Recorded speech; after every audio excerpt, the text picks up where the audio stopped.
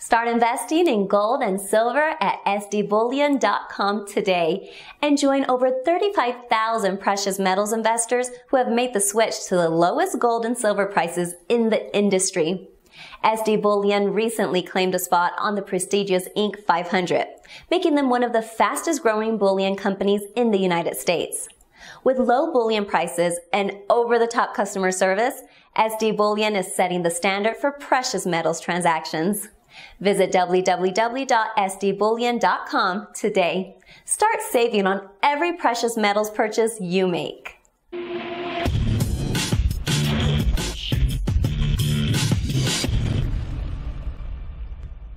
Hey everyone, this is Elijah Johnson with SilverDoctors.com, and with us today is Jeff Berwick from the Dollar Vigilante. Jeff, thank you so much for joining us today.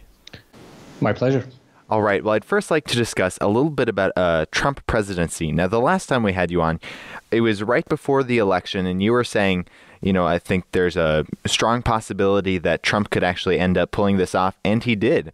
So, I guess, did you want to first discuss what you think a Trump presidency will do for the economy? Because I know you have a lot of concerns about this, that, you know, he's a protectionist, and traditionally protectionism is really bad for the economy. So what is your perspective? Well, as far as what is going to happen with Trump, it's really impossible to say. He puts out so many mixed signals. As I said before, he puts out more mixed signals than a quarterback with Tourette's. He's just all over the place. He's on Twitter all the time. It's kind of bizarre, actually. So you really don't know what he's going to do. He said he's going to drain the swamp, but he's brought in so many people from Goldman Sachs and Wall Street. He brought in a lot of the old neocons, all that kind of stuff. So it's really hard to say. I guess we'll see once he's actually in what he actually does. But as far as how this is going to affect the economy in the U.S., the economy is in a terrible state of affairs already, and there's not too much you can do to fix it, actually. There's a number of things you can try to do. One would be to reduce taxes, which he's talked about, but that would only just increase the debt unless they reduce spending dramatically. If they reduce spending dramatically, which would be great, the total spending I think the U.S. government should do is $0 per year. That would also cause a massive event in the U.S. as there's so many people involved with the government now. So just about anything you try to do is going to have some serious ramifications. You brought up how he's got some protectionist sort of ideas. He wants to make it so if a company leaves the U.S. And they want to go and put their factory in Mexico, that if they try to import their products back in, that will he'll put a 35% tariff on it. All that really does, though, is increase the prices of things for people in the U.S. by 35%, which is a pretty massive amount of price inflation for most things that your average person would normally get. So this whole idea that he's going to keep jobs in the U.S. by making it so companies can't leave, that's actually very anti-free market. The market works best when it's completely free, when you allow goods and labor to move anywhere without any hindrance, without, of course, any taxes or any regulations. That'd be a true free market. If we had something like that, we'd live in a beautiful world. But what he's talking about is just sort of protectionist. It's a little similar to what George Bush did when he first came in. He tried to put in some protectionist policies, and it actually really hurt the dollar, because essentially right now the dollar is they're inflating it massively. They have been for years. They continue to do that. There's a massive amount of U.S. government debt that hardly anyone seems to want anymore. China's been getting rid of their U.S. government debt in massive amounts.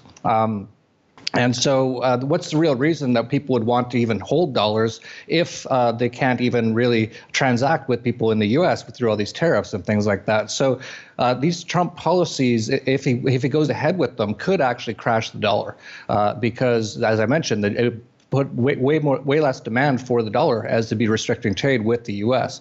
So all of these things have double-edged swords. There is some good things, of course. Of course, if he lowers taxes, that's good. If he lowers all government regulations, that's great. If he gets rid of the Federal Reserve, which he's never actually talked about doing, but if he did, that'd be wonderful. But they all have ramifications, as I said. So if you lower taxes, then the debt's going to go up. But if you want to keep that under control, you're going to have to lay off tens of thousands of government employees, which would be wonderful. There should be zero government employees, in my opinion, but that would have repercussions on the economy. So we're at a stage now, kind of like an end stage, where no matter what you do, it's going to have a massive effect, and that's why it's going to be really interesting to see what happens, just even in the first few months of his presidency, as he does or doesn't enact some of these things, to see there's going to be just massive opportunities for traders involved just based on any of these events. Definitely. And you're talking about how we're at such a stage that maybe it's very hard to see a way out of it, because I know you've discussed about, maybe the best solution would be ending the Fed, going on to a gold standard, but even that wouldn't really protect us from hard economic times ahead. Is that correct? Yeah, absolutely. It's the rock in the hard place. It's something I've been talking about for years. Even if you wanted to do everything that would be the right thing to do for the free market, for the market to actually be able to fix itself and grow very quickly into massive amounts of prosperity again, that would be, as you mentioned, just closing the Federal Reserve completely, getting rid of pretty much the entire U.S. federal government, reneging on all the U.S. government debt, because it's obviously unpayable. It's now at $20 trillion. It's looking like it might go up $2 trillion in 2017 already. So that the government debt's out of control. It's unpayable, obviously. So if you just reneged on all that debt, which would be the right thing to do, and it would actually hurt the right people, because anyone who lends money to the U.S. federal government is actually donating proceeds to a terrorist organization. So it's the best thing to do is just to renege on the debt. And Trump has talked about that. He's talked about, we'll cut a deal and we'll pay back people, cents on the dollar. And I think in general that's good, but that would cause the biggest economic depression in world history, because what that would do, if you just all of a sudden said all U.S. Treasury bills are worthless, sort of like what they did in India with their rupee notes, and that would cause just the biggest repercussions across the world that we've ever seen, because almost every bank, every financial institution, they all hold these pieces of paper, and they have them on their balance sheets. So if all of a sudden they're worthless, pretty much every company, everything in the financial industry, everything goes bankrupt, and of course that has carry-on effects. So pretty much everything would become bankrupt pretty quickly, causing the biggest economic depression in history. But like I said, that's the best case scenario. The other way to go is what they've been doing for a long time: continue inflating, continue not making any of these changes, continue going into massive amounts of debt until we reach a hyperinflation stage, which would actually be worse than the prior scenario that I just pointed out, because in that situation, there'd be absolutely no economic activity going on whatsoever, as you see in places like Zimbabwe and places like Venezuela. Everything just stops because the economic system just stops because there's no money in the system. And of course, that's why things like gold, silver, and Bitcoin are so important. If we can get everyone onto those, we could easily get through that hyperinflation stage and everyone would be pretty good after a matter of months even. But most people just don't use those sort of things. So all of a sudden, everyone wouldn't have any money to transact with. You'd see the economy go to basically zero overnight. That's sort of the worst case scenario. So either scenario is going to have massive repercussions, absolutely unheralded, biblical level proportion, because as I just mentioned, if they renege on the debt, we've seen in the past when a few small countries like Argentina or a few others have had, they couldn't pay their debt, it almost caused the entire world to stop for a while. The entire financial and economic system to just stop. And those are very, very small. This is not anything like the size of the U.S. government with $20 trillion. It's the most indebted government in world history. If they didn't pay back on their debts, they would just be, we can't even describe the chaos that would happen. It'd make 2008 look like the best day ever, like your wedding day or something like that in comparison. It would just night and day, just massive. And that's, again, that's the best case scenario. So it's going to be very, very interesting what happens over the coming months and years. Now, more on the maybe short term with Trump and his protectionist policies, you've said that this will possibly cause a crash for the value of the dollar, and also that gold and Bitcoin will actually rise significantly. Can you talk about this? Yeah, as I mentioned, these protectionist policies, if he enacts them, will cause the dollar to drop substantially as there'll be less demand for the dollar. So, of course, things like gold or Bitcoin, which are priced in dollars, will go up in price. That's just basic math. So, yeah, if Trump does these protectionist sort of policies, should definitely see a massive rise in gold, silver, and Bitcoin, actually almost everything in terms of dollars.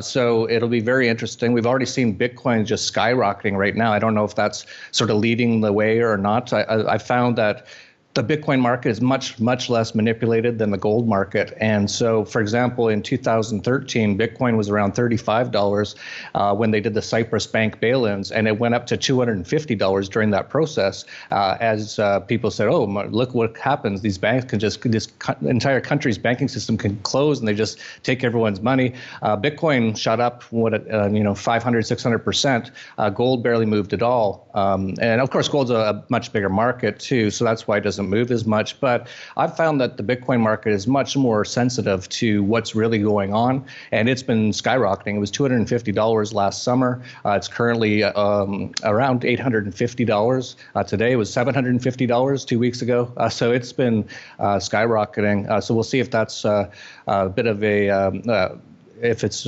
portending something for the future or not pretty soon. Now, I'd like to move our focus to the war on cash that we've been seeing in multiple countries around the world. You've reported on it happening in India, Australia, and also Spain. Can you discuss a little bit about this? Yeah, we now live in a world absolutely insanity, a Keynesian central banking system where almost all the central banks have interest rates at 0% or negative interest rates, which is absolute Keynesian Kool-Aid drinking insanity. I actually never thought we'd ever get to a point where you'd have negative interest rates. Lending the government of Switzerland some money for 50 years with the hope that in 50 years you'll get some less money back than you lent them, and people are putting their money in it. That's how crazy, that's how upside down the system is right now. That's how out of control everything is. But they've said now for a couple of years, since they've gone into the 0% or negative interest rate policy, as they start to do that, you've seen some people say, like there was one Swiss fund manager who said, well, I've got like 10 billion euros in the bank, and if it's going to be negative interest rate, I'm just going to take it all out in cash. And of course, they said, no, you can't, because that's they don't want you to do that. And now you've seen all over the world a real big push. Everyone's trying to get rid of the fiat currency, get rid of cash, because that's what will happen if they continue with a negative interest rate policy, which is all over Europe now. The U.S. has even talked about it. Federal Reserve's talked about it. Even though they rose 0.25% recently, there's still only a 0.5%. So very easily could go into negative. Once they do, you'll see a lot of people starting to take the money out of the bank. So that's why they want to get rid of cash. So they've been talking about this for a while. And I think what they're doing in places like, for example, India is a test case just to see what they can get away with. So you saw in India overnight, they got rid of their biggest banknotes. They just said they're worthless now, which shows you how much fiat currency is really worth when one guy can walk up to a microphone and say it's not worth anything anymore. It caused massive pandemonium. The economy is just unbelievably brutal in India right now. It's almost turning into crisis scenarios. It'd be like in the U.S. if they just overnight, Barack Obama walked up and said, yeah, the $20, $50, and $100 bill, they're not worth anything anymore. You could imagine the kind of chaos that would happen. So they're trying that in India right now. Of course, in Venezuela, that's a whole other situation where they're just gone into hyperinflation now. They've started weighing actually the money. But they've talked about this in Europe. In Australia, for example, Citibank just said they're not going to accept cash anymore at their branches. In Europe, they've talked about we have to get rid of the 500 euro note. In the U.S., they've talked about getting rid of the U.S. $100 bill. They always say it's to stop crime and money laundering and tax evasion. First of all, tax evasion is not a crime. Taxes are a crime. Second of all, money laundering isn't a crime either. They're just trying to avoid being extorted by the government. And then they say criminal organizations. Well, the government's the biggest criminal organization every geographical place I've been to.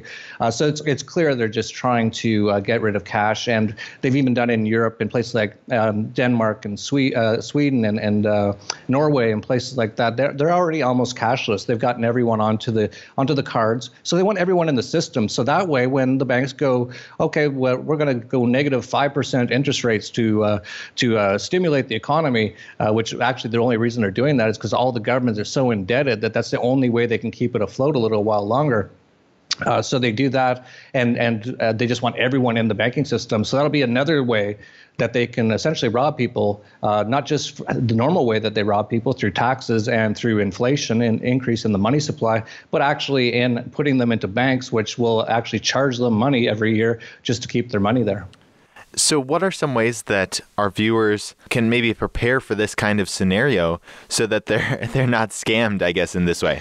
It's very difficult, but of course, things like having gold, silver, and Bitcoin. Bitcoin is going to be very important in this. I think that's why it's rising so dramatically, because gold and silver are wonderful stores of value, of course, and they've done tremendously well since the year 2000. They're going to continue to do very well, in my opinion.